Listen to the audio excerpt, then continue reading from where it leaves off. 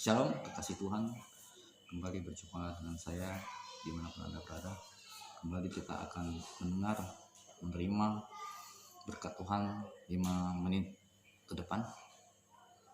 Firman Tuhan hari ini akan kita ambil dari kitab Ulangan 28 ayat 5 yang berkata demikian. Diberkatilah bakulmu dan diberkatilah tempat adonanmu.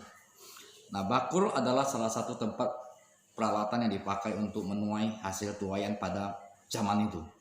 Nah, tempat adonan adalah salah satu peralatan untuk membuat roti. Jadi bakul dan tempat adonan kalau kita lihat pada zaman sekarang menggambarkan sesuatu yang kita pakai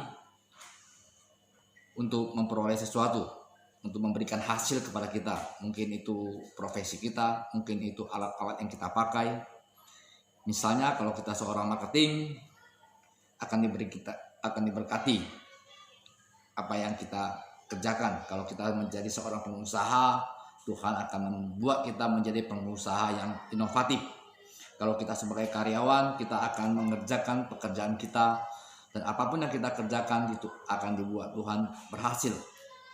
Jadi dengan kata lain, bahwa ketika Tuhan berkata bahwa Tuhan akan memberkati bakulmu dan tempat adonanmu, maka kalau zaman sekarang Tuhan akan memberkati apapun yang kita kerjakan, apapun yang kita usahakan, apapun profesi kita. Kita akan menjadi berbeda dengan yang lain. Kenapa bisa seperti itu? Kenapa bisa demikian? Karena apa yang Yesus lakukan di kayu salib 2000 tahun lalu, maka berkat ini menjadi milik kita. Semua peralatan yang kita pakai akan memperoleh berkat dari Tuhan. Karena di dalam Ulangan 8 ayat 18 mengatakan demikian. Tetapi haruslah engkau ingat kepada Tuhan Allahmu, sebab dialah yang akan memberi kepadamu kekuatan untuk memperoleh kekayaan. Nah, ini sebuah janji Tuhan kepada bangsa Israel pada masa itu. Nah, saya percaya janji Tuhan ini masih berlaku buat kita karena ada pengorbanan salib. Nah, tapi perjanjian ini yang dibuat Tuhan adalah dia mengatakan bahwa dia akan memberi kita kekuatan untuk memperoleh kekayaan.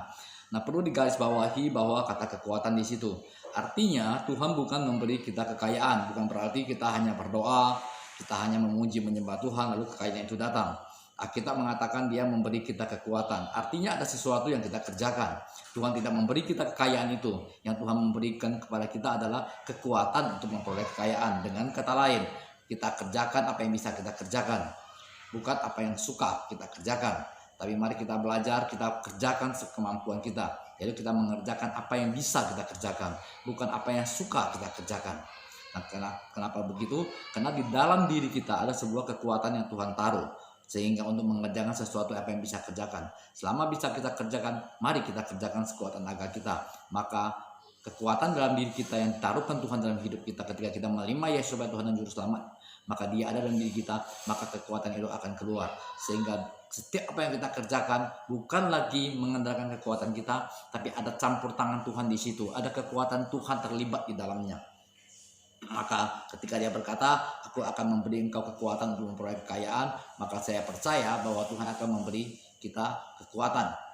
Dengan kita lakukan segala sesuatu dengan natural, sebagaimana biasanya manusia bekerja, maka saya percaya kalau orang lain menghasilkan yang biasa-biasa saja, maka apapun yang kita kerjakan secara natural, kita akan menghasilkan dampak yang supernatural.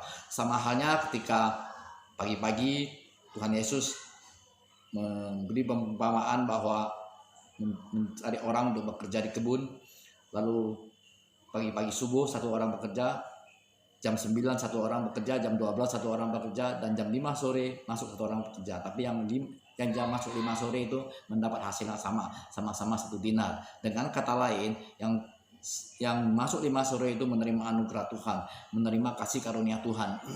Hal yang sama akan Tuhan kerjakan kepada kita. Maka saya percaya ketika kita bekerja dengan apa yang bisa kita kerjakan lalu kita kerjakan, maka Tuhan akan memberi kekuatan untuk memperoleh itu. Tetapi perlu digarisbawahi ketika Alkitab mengatakan kekayaan tidak semata-mata hanya berbicara tentang uang. Kekayaan tidak hanya berbicara tentang materi.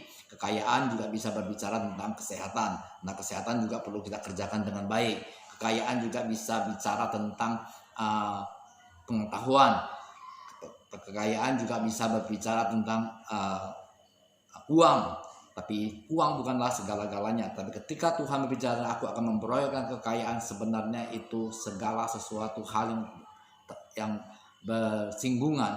bersinggungan dengan seluruh area kehidupan kita. Untuk itu, ketika Tuhan berkata, aku akan memberkati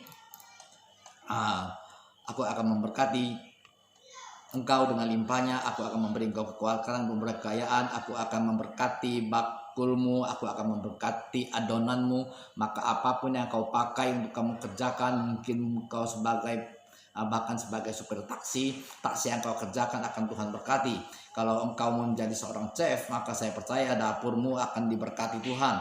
Kalau engkau sebagai karyawan apapun itu, maka apapun yang kau kerjakan akan selalu Tuhan buat berhasil. Sehingga apa yang kau kerjakan itu selalu berbeda dengan karyawan-karyawan lain. Dan saya percaya lewat firman Tuhan hari ini, biarlah kita percaya bahwa kematian Yesus di kayu salib, ketika dia berkata selesai, maka semuanya telah diselesaikannya. Ketika engkau meyakini dia sebagai Tuhan dan Juru Selamatmu, maka selalu semua berkah ini akan menjadi milikmu. Karena janji Tuhan selalu iya dan amin. Tuhan memberkati. Sampai ketemu pada